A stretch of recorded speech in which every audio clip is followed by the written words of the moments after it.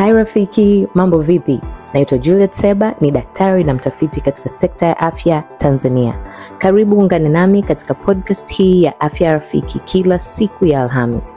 Lengo ni kukupatia taarifa zitakazokuwezesha kufanya maamuzi bora juu ya afya yako, familia na jamii inayokuzunguka. Hai rafiki, mambo vipi? Karibu kwenye podcast ya leo. Naamini umekuwa na wiki njema. Uko na mimi Dr. Juliet Seba na leo nimefurahi sana kuwa na wewe. Wiki iliyopita tulikuwa na discussion nzuri sana na Dr. Salva Nikas kuhusu eczema au inaitwa pumu ya ngozi, na tuligusia vitu vingi, kuanzia inasababishwa na nini, vitu gani vinaweza vikawa vichochezi, inatokea kwa watoto, kwa nini mara nyingi inaonekana kwa watoto, lakini pia jinsi gani unaweza kaitambua na kwamba kumbe inaweza kuonekana hata kwa njia tofauti. Yani mama anaweza kawa na pumu ya ngozi lakini mtoto akija yeye akawa anawashwa macho, au mtoto mwingine akaja yeye akawa ana present kwa kitu tofauti. Kwa hiyo tumeongelea kuna dalili 5 au vitu vitano ambavyo mtu mwenye pumu ya ngozi au mtu mwenye hii shida nzima au tatizo la eczema anaweza kuwa navyo. Anaweza kaumwa macho, anaweza kawa anapiga chafya, anaweza kawa na pumu ya ngozi na vinginevyo. Sasa ukitaka kujua hivyo vinginevyo kama hay fever, unaweza kwenda kwenye podcast ya wiki iliyopita, either kwenye YouTube channel yetu au Spotify, andika Dr. Rafiki Africa. Utaona pale episode ya wiki iliyopita, utaisikiliza. Kama una mtoto mwenye changamoto hiyo au ni wewe unapata hiyo changamoto, itakusaidia sana. Leo tuko na daktari tena na tunapiga hatua mbele zaidi sasa, kwa sababu tumeshaujua ugonjwa na tunataka sasa kujua kwanza ni vitu gani ambavyo tunaviamini kwenye jamii kwamba vinasaidia na kumbe havisaidii. Kwa hiyo ni kama misconceptions fulani.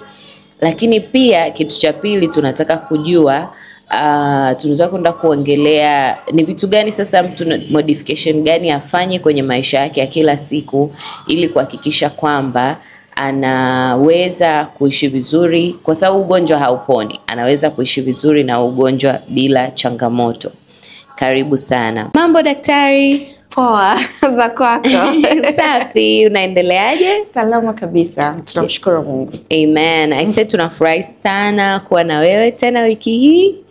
Tunafurahi kuongea kuhusu mambo yote ya ngozi. Dr. Salva ni daktari bingwa wa ngozi na cosmetics au tunasema medical aesthetics, mambo yote ya urembo wa ngozi, matibabu ya ngozi. Na wakati tunakaribia mwisho wa episode hii atatuambia huwa anapatikana wapi. So kaa mpaka mwisho uweze kujua. Karibu sana daktari. Asante sana. Naam, sasa huku kwenye jamii tunakutana na watu ambao wana tatizo ya pumu ya ngozi. Na kama tulivyoongea wiki iliyopita, hasa watoto inawapa sana changamoto kwa sababu mtoto ni mdogo, hawezi kujielezea wakati mwingine. Na mama akiwa hajui na mama inamstress pia. Ni kweli. Yes. So na watu sasa wanajaribu vitu vingi. Ukienda kliniki unakutana na mama amepaka majivu, mwingine amepaka poda. Yeah. Yes, story moja mimi nilikutana nayo, mzee alikuwa anamwambia mwenzake, mimi napakaga mwanangu grease ya gari. So kunakuwa na vitu vingi kwenye jamii ambavyo vinaaminika lakini inawezekana sio kweli. Kwa hiyo leo tunafurahi kuwa na wewe kwa sababu tutaweza kuviongelea hivyo vyote. Yes. So moja ya vitu ambavyo huwa vinaongelewa kwenye jamii ni kwamba pumu ya ngozi au eczema inaambukiza. Hivi kuna ukweli gani kwenye hilo?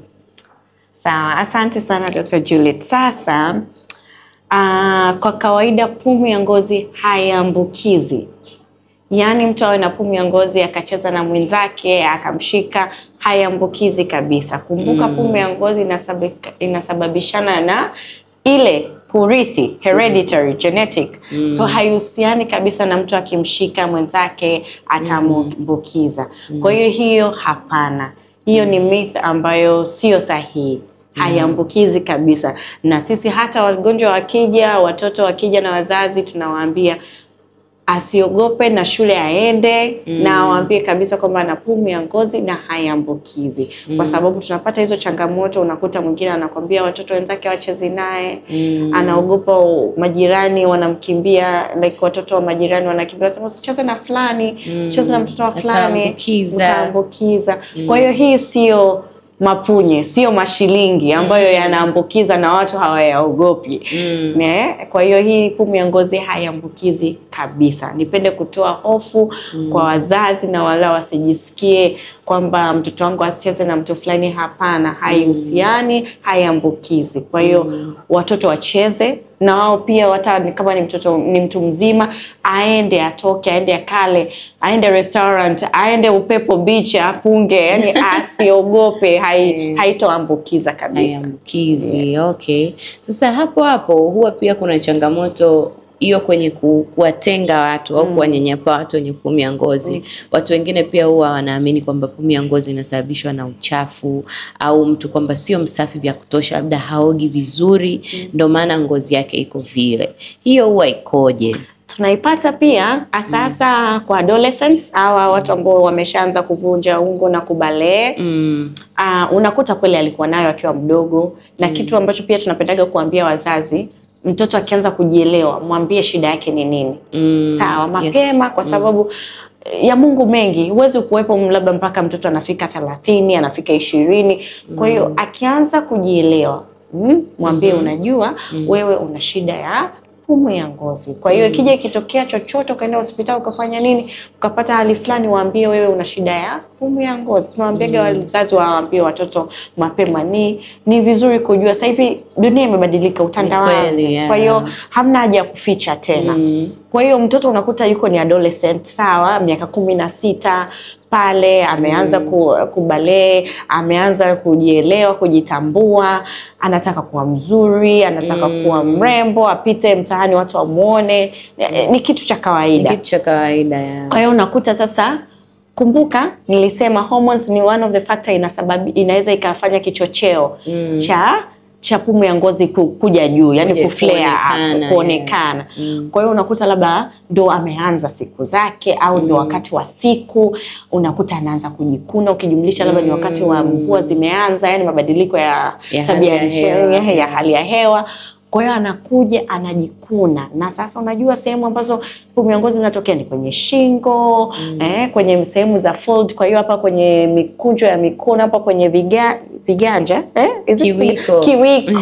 kiwiko chini ya knees, hapo kwenye folds za knees, kwenye mapaja hapa nyuma, chini kidogo ya mapaja, kwenye magoti hapo kwa nyuma. Kwa hiyo unakuta sasa mtu pia hapo anapenda kuvaa nguo fupi. Kwa hiyo ameanza anaona anajikuna, na ukijikuna friction ile msuguano inatengeneza weusi bila wewe kujua. Kwa hiyo hapa kwenye shingo, sasa huko nyuma ya shingo, kwa mtu anakuja anakwambia mimi naoga najisugua na gunzi. Inaitwa gunzi najisugua na gunzi dodoki, haitoki. Yeye anachoamini ule ni uchafu. Sawa. Na wenzake pia anamwambia labda ni uchafu. Umeona? Lakini kumbe pia yeye pia anafanya inakuwa worse ile kwa kuendelea kujisugua. Sawa? Ile kumbuka tulisema each scratch cycle, sawa? Anaendelea kujisugua. Anaweka medicated soap, anaweka Dettol. Again tunafanya ngozi inakuwa kavu. Yaani tunazidisha bila sisi wenyewe kujua. Kwa hiyo mtu anakuja pale yuko frustrated, amepata msongo wa mawazo. Mimi mbona naoga vizuri, naoga hata mara 3 kwa siku, inakuwaje? Nafanya skin routine, anafanya scrub. Yaani jamani, ametumia hela nyingi kununua hiyo scrub. Kwa hiyo hapa tunamwambia calm down. Tulia. Unampa somo tena ya pumu ya ngozi. Unamtoa mashaka, yani na hofu kwamba hii sio uchafu. Unamuelezea sasa kama hata vile alivyokuwa anavifanya vilikuwa vinasababisha viongezeke, vichocheo. Sio sawa. Kwa hiyo tunaanza sasa kumuongelesha vizuri, kumpa somo, kumwambia nini afanye, anaogaje, hauhitaji kujisugua kama hivyo. Scrub ndio unaweza kufanya, lakini not kama routine ya kila siku kujisugua. Unafanya tu scrub kama exfoliation, Kama exfoliation kwenye mara moja kwa wiki, mara mbili. Well, napendaga kuambia watu yani mara moja kwa wiki inatosha. Don't overdo too much. Inatosha. Kwa hiyo unaanza sasa kumuelezea yani akifuata hayo masharti, ukampa na dawa za kumsaidia hiyo kutuliza, trust me, wanarudi baada ya mwezi, mtu anaendelea vizuri, ameshapata uelewa. Hata mtu mwenzake akimwambia, unaambia hapana, sio hivi. Baada ya miezi 3, 6, hata ule uhusi unaenda, kwa sababu unaenda ukipungua, na anakuwa sawa, na anakuwa anajielewa, anarudi kuwa na confident tena. And hiyo ndio kitu unachotaka, na maisha yanaendelea, na huyu mtu anakuwa na confident, anarudi kufanya vizuri hata ambavyo alikuwa labda ameshaanza kudidimia kwenye masomo. Kwa hiyo ni kitu ambacho pia tuna deal nacho kweli, hasa kwa watu ambao ni adolescents. Hawa miaka 12, 14 hapa mpaka 22 iko kipindi ni watu tuna deal nao sana kwenye hilo swala la kwamba anajisugua na hisi kwamba ni mchafu. Okay. Yani unapoongelea hapo, unajua inatukumbusha point kwamba yani kama vile wagonjwa wanapokuja, asasa mfano kwenye issue kama hii ya uzio, ambao ni ugonjwa ambao mtu anakuwa nao kwenye maisha yote. Yani swala zima la afya ya akili ni part and parcel kabisa. Ili huyu mtu ndio anatibiwa ili kumanage dalili zake, lakini pia akili yake iwe kwenye utulivu, aelewe nini anaumwa. Na ndo inakuja hata kwa mzazi pia kuweza kuongea na mtoto wake aelewe nini ni issue, ili awe na uwezo hata mwenzake akimuuliza, mwenzake akimuaccuse, akimwambia kitu ambacho sio cha kweli, kama wewe ni mchafu, aweze kuwa na amani kwamba no, najua niko hivi, ni kawaida. Okay. Sasa kitu kingine ambacho watu huwa wanafikiri ni kwamba eczema inaweza kutibiwa na yani inaweza kutibiwa ikaisha. Na hasa wale watu ambao wameanzia utoto. Unajua uwaga tunaamini kwamba kuna wakati, kuna mfano pumu mara nyingi wanaweza kwa mtu amekuwa nayo akiwa mdogo, baadaye inaisha. Lakini huyu mtu ukimuuliza mara nyingi kwenye maisha unakuta ana allergy tu za vitu vingine. Lakini mara nyingi hatujaweza kutambua kwamba okay, kumbe hili lote ni kundi moja la vitu. Sema ile kuonekana kwake au manifestation zinaonekana kwenye umri tofauti kabisa. So mimi nitasema that hilo swali ni very controversial. Ni very controversial, nikimaanisha pumu haiwi cured, yani haiishi. Yani pumu ya ngozi haishi completely useme umekuwa cured. Ni kama magonjwa mengine tu ya kurithi. Sukari, pressure, sawa. Ukishakuwa na sukari, utaenda nayo, si ndio? Lakini sio kila siku utakuwa unaumwa sukari. Si unaweza kuicontrol vizuri na yani ukasahau hata kama unaumwa sukari. Kabisa. Ndio hivyo na haya magonjwa, sawa? Tunapendaga kuambia watu inaenda ikipungua, na inaweza kabisa ikawa how do you call it, kama ambavyo mlima volcano huu wa Kilimanjaro haujalipuka siku nyingi, inakuwaje? Ikafifia kabisa. Dominant, sijui dormant. Oh sorry, not dominant, dormant. Yes. Hilo ndio nilikuwa natafuta. So ninawaambia kabisa, mtoto akishafika miaka 5, we believe immunity yake inakuwa very high. Hata mtoto imekuwa imeongezeka sana kinga yake ya mwili. Hata kawaida ukienda kwa hospitali unaambiwa, hata kwa kawaida sio tukiwa tunaongea wazazi, unaambiwa mtoto akifikisha miaka 5, yani utapika mafua yanaisha. But hujiulizi kwa nini naisha? No, kwa sababu tu kinga yake ya mwili inakuwa iko juu kidogo, na pia inaweza kufight hiyo hali. Sawa. Inaweza kupambana na hiyo uzio yote na allergies zote. Kwa hiyo hivyo mtoto ambaye anakuwa ndani ya mwaka ule kabla hajafika birthday yake ya mwaka 1, labda alipata hizo shida ya pumu ya ngozi labda mara 3 mara 4, sawa, kwa mwaka. Akifika ule mwaka kutoka mwaka kwanza kwenda wa pili, unakuta labda amepata mara 2. Akiwa mwaka ile miaka 3 labda hata mara 2 pia, lakini spacing kati ya ile mara kwanza na pili ni imeongezeka. Sawa. By the time anafika miaka 5, unakuta amepata tu mara moja kwa mwaka, yani hiyo flare up, sawa. Baada hapo unakuta hapati. Kwa hiyo tunaamini na tunawaambia wazazi ni kitu cha kuangalia. Of course sio Qur'ani au Biblia yani kwamba ni principle ndio itakuwa hivyo. Hapana. Ila tunaambia mpaka mtoto akifika miaka 12 ile hali inaweza ikawa imepungua, imeisha, haisikii tena. Lakini haimaanishi imeondoka. Hasa watoto wa kike akibalea anaweza akapata. Ni kubalea ni kuvunja ungo hiyo. Ni sawa. Anaweza ikamrudia kwa sababu hormones inaweza ikawa ni kichochezi. Sawa. Akipata ujauzito huyu mwanamke anaweza akapata immunity yake, kinga yake ya mwili imeshuka kwa sababu kumbuka kinga yake ya mwili inaenda kusaidia pia na kwa mtoto.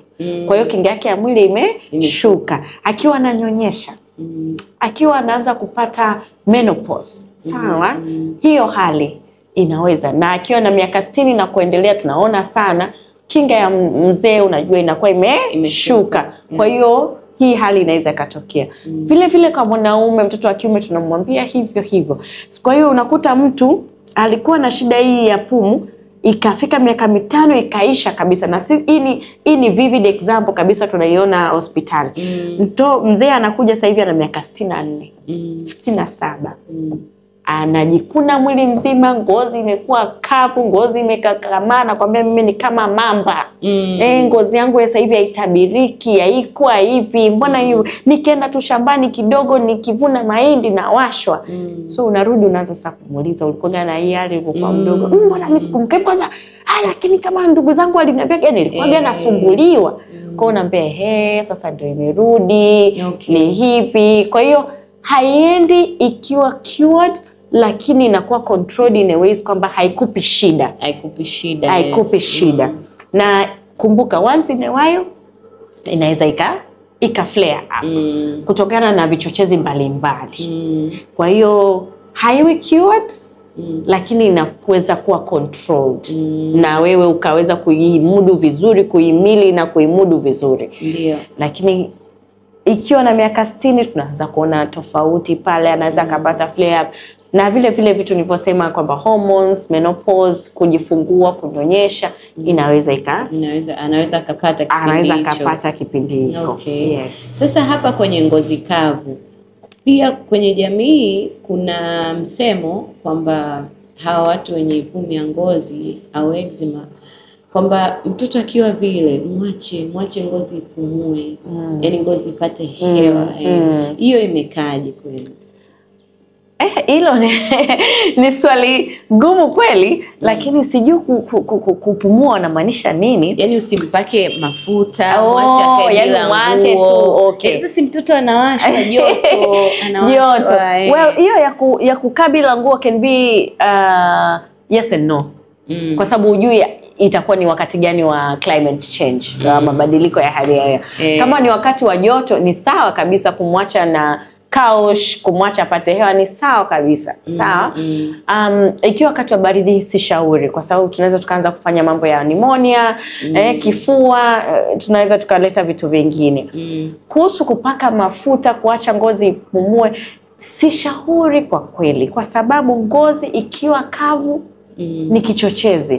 Tunaanza tena upya. Kwa hiyo si shauri kwa kweli unless umeenda ukaonana na daktari, kukawa na kitu kingine ambacho anacho, maana mtu anaweza kawa na pumu ya ngozi na kitu kingine. Ni kweli, anaweza kawa na ugonjwa zaidi ya 1 au 2. Kwa hiyo kama daktari ameshauri muache kidogo apumzike, apumue ni sawa. Lakini kama hujaonana na daktari na hujashauriwa, tafadhali tusimwache mtoto na ngozi kavu. Na tafadhali tusimwache mtoto wazi kwenye wakati kama huu ambapo kuna mvua, kuna nini. Hatutaki mtoto aje kesho kutwa amelazwa kwa sababu ya pneumonia. Pneumonia ambayo ni hatari zaidi. Ni hatari zaidi kuliko pumu ya ngozi. Kwa hiyo kwa kweli usifanye kitu kama hujashauriwa na daktari. Kama hujashauriwa. Sawa. Na kuna watu ambao pia wanaamini kwamba mwanga wa jua unaweza kuponya hii uzio wa ngozi, pumu ya ngozi. Hiyo imekaje daktari? Kwa kweli hapo siwezi kusema chochote kwa sababu mimi daktari na I deal with facts. Science has to be nyuma ya kila kitu ambacho tunatoa evidence. Kwa hiyo hamna evidence, hamna articles, hamna research ambayo inasema kwamba kumexpose mtu mwenye pumu ya ngozi kwenye jua inasaidia. Hamna hiyo evidence.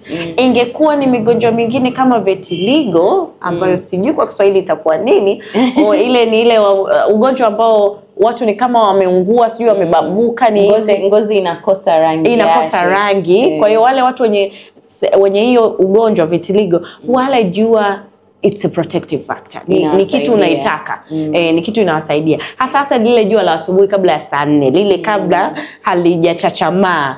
Lile ni zuri sana na tunawaambia, tunawapa kuna dawa wanapaka, au kama wanaweza kukaa hapo kwenye jua nje kidogo kabla ya saa 4, ni perfect na ni sawa. Wasizidishe ile la saa 4 kabla hajaanza kuchanganya, maana lile linakuwa kali sana, linawaunguza. Kwa hiyo hatutaki hiyo. Kwa hiyo ingekuwa ni hiyo ugonjwa, ningekwambia ni kweli na kuna facts na kuna evidence na kuna research imefanyika na inaonyesha. Lakini kwenye pumu ya ngozi kwa kweli hamna hizo research, hamna hizo facts. Kweli kama zipo, please share with me, and napenda kujifunza. Kila siku tunajifunza. Lakini hamna evidence ambayo inasema kwamba ukimtoa mtoto kwenye jua itasaidia. Hamna kwa kweli. Kwa hiyo sitoweza kulishauri kwa sababu nitashauri with evidence, which mimi sijaiona. Hatuna sayansi inayo support hicho kitu kwa sasa, unless kama tafiti bado zinaendelea juu ya hilo. Kwa kweli na tafiti kila siku zinafanywa, kwa hiyo huwezi jua, labda tunaweza tukapata. Tunaweza tukapata labda. Kitu kingine, swali jingine huwa ni kwenye swala zima la chakula. Kwamba je, hii pumu ya ngozi inasababishwa tu na chakula? Na kama ni chakula, mfano vitu kama karanga, vitu kama baadhi ya samaki, ni huyu mtu tunamtenga huyu mtoto asile hivi vyakula, au inakuaje, tunamsaidiaje? Sawa, swali la chakula ni kweli. However, sisi madaktari hatushauri. Mimi personally nikiwa mmoja na madaktari wenzangu wote wa dermatology, hatushauri mtoto aache hiyo chakula. Hicho ambacho akila kama vile kinamfanya apate dalili hizo. Unless amefanya kweli tunashauri kitu fulani. Ni karanga, si ndio? Tuashumu ni karanga, amesaga kwenye uji anampa. Ampe at least siku 3 mpaka 5 mfululizo. For wewe kuona kweli hiyo effect ya allergy unayoiona. Atatumtumka leo, atatumtuka then hiyo sawa, tutamwambia acha, give it time, subiri mtoto akiwa na mwaka 1 jaribu tena. Kwa sababu kitu kingine ni kwamba tu mtoto hajawa exposed kwenye hiyo allergen. Kwa hiyo ni mwili wake hajawahi kukutana na karanga. Mwili wake una respond kwa hivyo. Kwa hiyo unamwacha, unamwambia tena baada ya mwaka jaribu. Kweli baada ya mwaka ukiona tena inakupa effect kweli, nitakwambia acha. And then give it time, unaweza kujaribu tena mtoto akiwa na miaka 3 wakati immunity yake imekwisha kuwa strong. That's a different thing. Yani hiyo ni kitu tofauti. Kuna studies zimefanyika. Ndio. Na ilifanyika hapa kwetu Moshi KSMC. Ndio. Watoto na watu wote wenye pumu ya ngozi ambao wako Afrika hapa kwetu Tanzania hapa Moshi, na wale ambao ni wa Switzerland, Europe. Ndio. Hawa kwetu wote wanakula kila kitu. Mayai, maziwa, karanga, almond, kila kitu unachokijua. Alafu hawa wa Switzerland walikuwa wanaambiwa wasile mayai, unajua wazungu gluten free, sijui unga ngano hapana, cheese hapana, maziwa nini.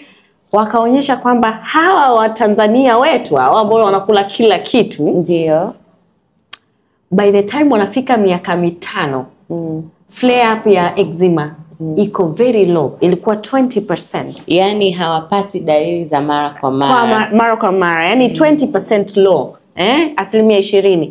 Alafu hao wa Switzerland wakifika miaka 5 bado walikuwa wako kwenye 85%. Yani ndani ya mwaka mzima wana 85% ya kupata flare up ya eczema kwa mwaka ukilinganisha na Watanzania ambao wanakula kile chakula kila kitu ya. Kwa hiyo conclusion iliyokuwa drawn up ni kwamba unapoendelea kuwa exposed na hizi nuts, samaki, wote, kibua, changu, wote unaowajua, unafanya mwili wako gain resistance, uhimili, uzoee ile allergen, uzoee kile kichochezi, na utakuja kuwa kawaida. Yani haipati reaction tena ukila hiyo ukila hiyo kitu. Mara kwanza labda ulipita ulikula ukavimba.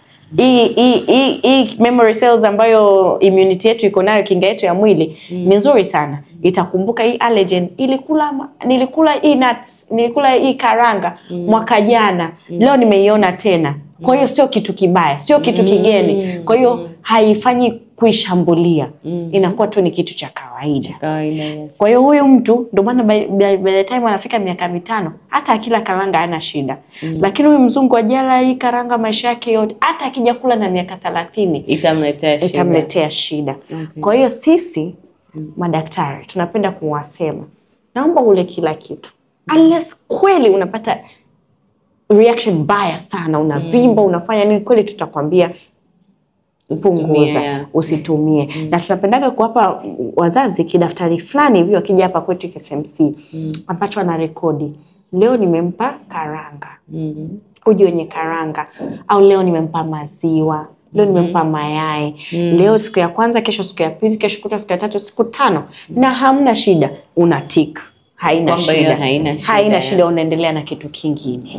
Sawa, haina shida kabisa. Na again, unamtaka huyu mtoto awe na nguvu na afya njema, ale kweli full balanced diet. Sasa hali mayai ambayo ni protein, hanywi maziwa ambayo ni protein kabisa, hali karanga ambayo ni nuts, very nutritious fats tunazitaka. Hali samaki. Jamani, omega 3 anatoa wapi? Na ndo nzuri kwa ajili ya ubongo. Na mtoto unataka uwezo, hii miaka 5 ya mwanzo ndio ubongo unabidi uwe nutritious, uwekwe masamaki, mafuta, fish oil, omega 3, wote tunajua. Kwa kweli sisi hatutaki, kwa sababu in the long run tunatengeneza watoto wenye udumavu. Tunatengeneza watoto wenye malnutrition, right? Udumavu, kwa shako, utapia mlo. Yani kwa kweli hatupendi hivyo. Kwa hiyo hii hatushauri, lakini tunamuelezea mama kuhusu kwamba kuna vyakula ambavyo vinaweza kweli vikawa na shida kwa mtoto. Kwa hiyo viangalie. Na vyakula hivyo ni kama jamii ya karanga. Kwa hiyo karanga, cashew nuts, korosho, almonds zile, sawa, ni vitu vya kuangalia. Hazelnuts hizo ni vitu vya kuangalia. Unajaribu kunamwangalia. Ukianza kukitoa, hakikisha iko kwa siku 5 mfululizo. Usichanganye na kitu kingine, maana utashindwa kujua ni ipi. Sawa. Kwa mara nyingi sana tunakutana na watu wachache sana wenye hizo allergy. Hii ni kutokana na experience yangu kuanzia 2019. Ni watu wachache sana tunakutana nao kweli watakuwa na hiyo allergy. Na of course kama mtu ana allergy ya nuts, unatafuta kitu kingine, unamwambia kula avocado. Kwa sababu avocado pia ina nutritious fats ambazo inaenda kufanya kucompensate pale ambapo ulitakiwa ule karanga ukashindwa, unakula zako parachichi, inaenda kutoa kirutubisho kile. Okay. I say hiyo swala zima ya chakula ni kati ya vitu muhimu sana ambavyo nadhani leo tumeongelea, kwa sababu pia kwenye jamii mara nyingi ukikutana na hao watoto wenye pumu ya ngozi waga hawana afya, yani wamekonda. Sasa imagine unakuta mtoto ngozi imeharibika, lakini pia mama anakwambia mimi mtoto wangu hali chochote, kila kitu kinamuumiza. Lakini kumbe ni ile tu kutokujua labda ni nini ujaribu, ukiwa unajaribu ufanyeje, kwa siku ngapi. Kwa unakuta akimpa mara moja, labda amempa mara moja imemwasha, ameacha. Hampi tena. Yani maisha yake yote anaambiwa wewe una allergy na samaki, ulagi samaki. Mara nyingi unakuta iko hivyo. Kwa naamini leo kwenye kusikiliza tutakuwa kina mama wengi watakuwa wamepata msaada kwenye hilo, lakini pia hata sisi watu wazima wengi, kwa sababu wengi tumekuwa bila hiyo elimu. Kwa hiyo unakuta mwenye hiyo allergy, yani hagusagi. Kuanzia mdogo anakuambia mimi siwezi kunywa uji, nina allergy na kitu fulani. Mpaka mtu anakuwa mkubwa. Kumbe ni vitu ambavyo tunaweza kufundisha mwili wetu. Yes, ni kweli. Okay, sawa. Sasa tunapokaribia kumaliza daktari, kuna vitu gani vingine ambavyo unaona ni muhimu kwenye hichi kipindi mtu anapokuwa na hii pumu ya ngozi anaweza kufanya ili kumsaidia kucontrol zile dalili zake na akaweza kuwa na ufanisi kama ni shule, kama ni kazini na kwenye maisha ya kila siku? Okay. Kabla sijajibu hilo swali, kuna kitu kingine ambacho sisi tunakutana nacho sana hospitali. Kuna kitu kinaitwa kiguma. Sawa? Mimi kumbuka nafanya kazi Moshi, KSMC, so Wapare ni watu nawaona sana na Wachaga, lakini Wapare ndio sana. Wana kitu wanaita kiguma. Kwa hiyo kiguma. Kwa hiyo mtu akiwa na pumu ya ngozi anaambiwa na mama yake mkwe au anaambiwa, na sana ni mama mkwe jamani. Nisameheni kwa sababu hata mimi nitakuwa mama mkwe na mtoto wa kiume. Anamwambia hiki ni kiguma. Kwa hiyo wanachofanya wanatengeneza sio ni supu au wanachemsha nyani kima na wanampa mtoto. Sawa? Okay. Na mavi yake pia wanampaka. Kumbuka mavi ni ya moto. Kwa hiyo inaunguza ile ngozi. Sana. Ngozi ya mtoto ni laini jamani. Watu tunasahau hilo swala. Saa zingine unakuta imeshaanza amejikuna, kwa hiyo imetengeneza michirizi na vidonda. Kwa hiyo anaingiza mavi, yanatengeneza wadudu, infection. Wanakuja saa zingine wanatoka mafinyu. Kwa hiyo yani hii inaniumizaga sana kutoka moyoni. Na hii haimaanishi ni mtu tu anakuwa hajasoma. Hapana. Nina ushuhuda wa watu wa hapa madaktari. Lakini kwa sababu ni mama mkwe amesema. Sitaki yani sijui kama tunakuwa tumepumbazwa, yani tunasahau ule science pembeni. Yani ni ile pressure kwa mtoto analia kila siku, mtoto anahangaika, kwa mtu anajaribu kila kitu. Of course, na huyu mtu sio kwamba yuko mbali na hospitali, lakini ndio hivyo. Kwa hiyo nishapata watoto 2 3 ambao wanakuja kidney zimeshapata shida, figo, mwingine alikuja tayari ana liver failure, ini limefeli. Kwa hiyo katika umri huo mdogo, katika umri wa miezi 6. Oh my God. Na mwingine alikuwa ni mwaka na miezi 2. Kwa kweli mimi kama mama naumia. Naumia na sina kitu kingine cha kufanya. Kweli nitakutibu, alafu na kutibu ndani ya wiki 2 ngozi imeshakuwa sawa, lakini sasa inabaki kwako kuhusu figo na ini. Umeshaharibu maisha ya mtoto kabisa. Bora ini tunaweza tukalitoa tukakupa kipande, ini lina regenerate, linakuwa. Haya figo tunafanyaje? Figo tunafanyaje? Kwa hiyo napenda sana kusema kwa pili, tusiwape watoto hizi traditional medication. Haya mambo ya asili ni nzuri. Ni kweli tunapenda kuheshimu mababu na bababu zetu, lakini usimpe mtoto dawa ya asili ya kunywa. Yani mara 10 ya kupaka, kwa sababu haitoenda kwenye damu, kwenye figo, lakini ya kunywa tafadhali sana. Mtoto bado hawezi, ini lake, figo lake haliwezi kuchanganywa. Na ndio maana hata chakula unasubiri baada ya miezi 6 kuanza kumpa. Ni kweli kabisa. Kwa hiyo usimpe kitu chochote tafadhali sana. Mimi kama daktari nawaomba. Sasa hivi naweka udaktari pembeni. Mimi kama mama mwenzenu nawaomba. Usifanye hivyo, kwa sababu madhara yake ni makubwa kuliko ile ambayo ungekuja tu hospitali na kutibika. Na gharama ambayo utatumia mtoto akipata hizo shida ni kubwa kuliko ambayo angekuja tu kutibu hiyo allergy kabisa na ngozi. Kwa hiyo kitu kingine ambacho nasema how to live with na hii pumu ya ngozi ni kufuata tu ushauri wa daktari. Fuata ushauri wa daktari. Daktari kama unaona uelewe, uliza, usiogope kuuliza. Wewe umekuja hospitali, ondoka umeelewa kabisa. Yani uliza, usiogope utakasirika, watakuonaje, daktari atakasirika, uliza. Yani mimi nawaambia watu, it is your right, ni haki yako kujua unachoumwa, kujua unachotakiwa kufanya na uelewe. Ni haki yako. Na pia usiofu. Ukiona huelewi, ukiona wewe mwenyewe uwezi, omba msaada. Kabisa. Omba msaada. Yani hiyo ndio hali pekee tu utaweza kuishi vizuri, kuwa na confidence na kuwa na amani. Ukiachana na hivi vitu ambavyo utashauriwa hospitali, dawa za kupaka, nguo za kuvaa za cotton, kupaka mafuta mara kwa mara, ngozi isiwe kavu, kutumia sabuni ambazo hazina manukato wala sio medicated. Vitu vingine, we always need a support system. Yani hicho ni cha muhimu. Kama umemzoea daktari wako ukamfanya awe zaidi ya daktari na rafiki ambaye unaweza ukampigia ukishindwa, ukiona vipi sielewi, that is even better. Yani niongea naye na ni rahisi na ninakuwa na unakuwa pia na confidence yani huyu anakuwa kama yani natafuta neno ambalo ni rahisi, yule mtu ambaye ukiwa na shida tu nikiongea na Juliet nakuwa na amani, nasikia ni moyo umekaa na amani. Kwa hiyo tafuta mtu ambaye atakuwa your support system.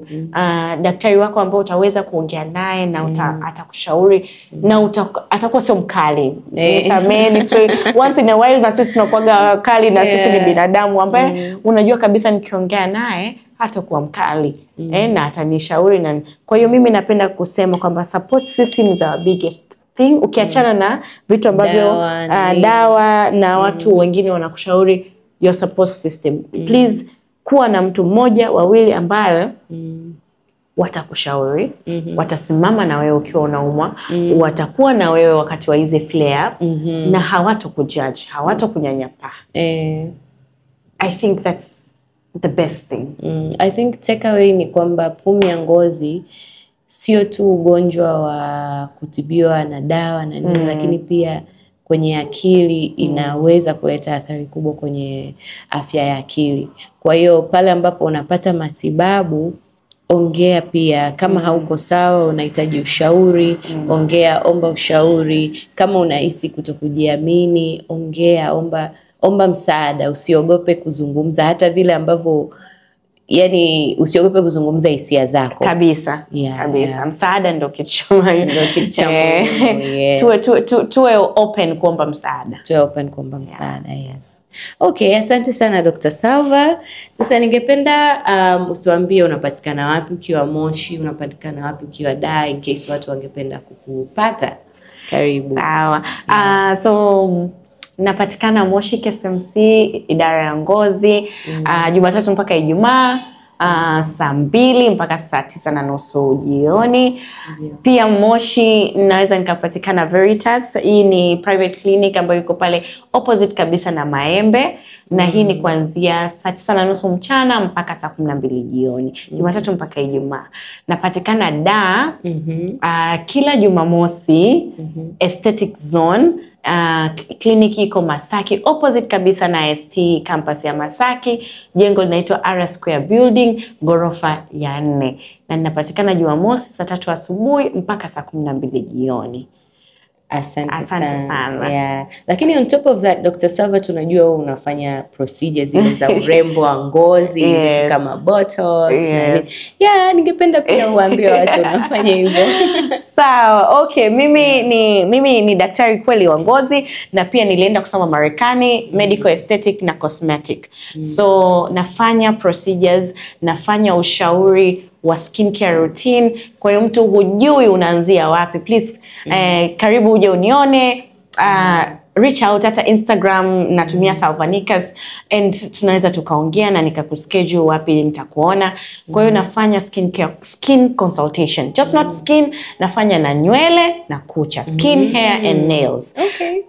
Na pia nafanya medical procedures, medical aesthetics, ambayo nafanya botox, kuondoa makunyanzi, fine line and wrinkles. Nafanya sclerotherapy. Kwa hiyo watu kuna kitu wanaita spider veins, vile vimishipa membamba ya damu. Ukiangalia hivi ngozi ya mtu unakuta mistari vimepita. Kwa hiyo nafanya sclerotherapy kutoa hizo spider veins. Nafanya laser hair removal. Sasa hivi watu wanawake wengi hawapendi nywele, kwa hiyo laser hair removal, tafadhali karibuni sana. Tuna huduma ambayo inataka kuanzishwa inaitwa PRP, ambayo ni kwa ajili ya kuotesha nywele. Sawa. Wale wote wenye nywele kutokana na androgenic, yani hormones, kwa hiyo unapata upara. Wale ambao wamefanya style za kuvuta wanapata traction alopecia huko mbele kote, hauna ages, baby hair zote zimeenda. Tafadhali njoo nione. Tuna huduma ya microneedling. Hii ni kwa ajili ya kutoa acne scars. Wale ambao tayari wameshatibiwa acne sasa, chunusi zimetoka, sasa wamebaki na scars. Tafadhali karibuni pia unione makovu. Tunafanya microneedling. Kwa hiyo karibuni sana. Inasaidia pia hyperpigmentation, weusi. Kwa hiyo melasma nini, tafadhali njoni mnione. Kuna hiyo huduma. Kuna huduma pia chemical peel ambayo inasaidia pia hyperpigmentation, huo weusi kama melasma, photosensitivity, umeungua sana na jua, tafadhali karibu. Na pia chemical peel ni nzuri sana kama unataka just the glow.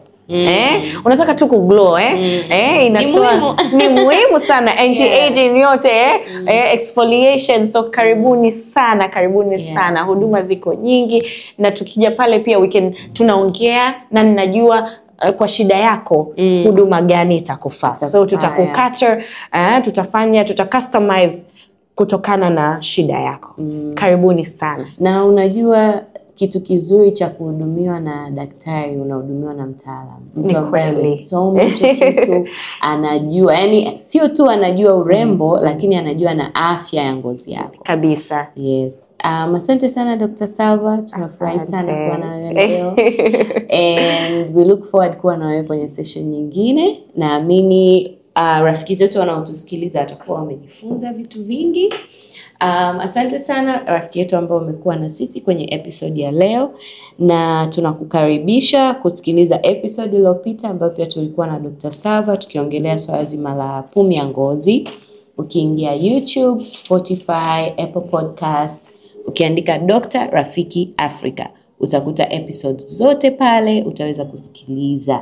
Karibu sana na tukutane wiki ijayo. Bye.